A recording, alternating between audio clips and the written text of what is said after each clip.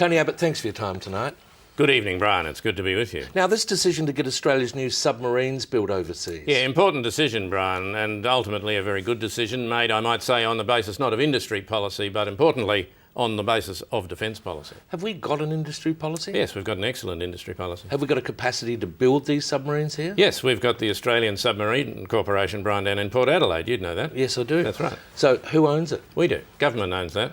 Well, how good is our industry policy if we can't build our own submarines in a submarine building factory that we own? Yeah, this is not about industry policy, Brian. This is the point I'm making. This is about getting the best result from a defence capability but Prime Minister, how good is our industry policy if we can't build the best submarine from a defence point of view? Brian, I would like nothing more than that we could develop the capacity to do that. But short of doing that, we have to do what we're doing at the moment. OK, Prime Minister, you're on record as an admirer of the Japanese use of submarines historically in World War II.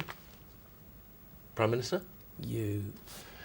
We might move on, I think. How much are these new submarines costing, Prime Minister? $40 billion, That Brian. is a lot of money to take out of the Australian economy. We have to pay the money to get the best result from a defence point of view. Prime Minister, I suppose my point is, why do we lose these contracts overseas when we have an industry policy aimed at improving industry? Well, we're living in a globalised economy, yes, we know Brian. that. Obviously, if you can get something done more rapidly, more efficiently and less expensively, you go overseas and you do that. But based on that theory, what else will go? Well, things have obviously gone for quite some time. We're getting the planes made in America. We're getting the submarines from Japan. We're thinking of perhaps outsourcing the voting that we do. Our voting in elections? Yes, our voting in elections, Brian, could be done much more cheaply in India and China. They don't know anything about the issues here. Yeah, it'll be exactly the same as it's always been done, Brian. It'll just be done in India and China. Have you got any idea of what it costs to have an election here? And it's much more efficient if it's done properly. More efficient? Yeah, last time we had an election here, Brian, the people in Western Australia, and hello to them, they made such a balls up of it, Brian, they had to do it again. Yeah, but hang on. If people can't get these basic things right, we have to go and seek professional help.